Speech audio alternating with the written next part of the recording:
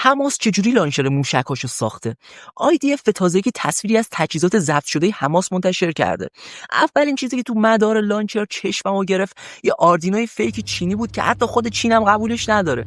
لانچر بسازی ولی با آردینوی فیک 100,000 تومانی، بعد باهاش بری به جنگ کشور اتمی، رسما توهینه. به مولا که خود آردینو هیچ وقت فکر نمی‌کرد کابوس امنیتی کشور اتمی بشه. رنگش رفته تو دلش، میگه منو چرا برد این جنگ؟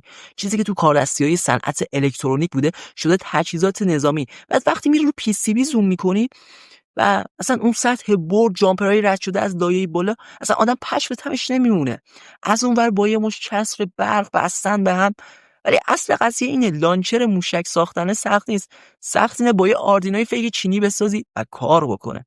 نتیجه اخلاقی این که آردینو رو دست کم نگیرید.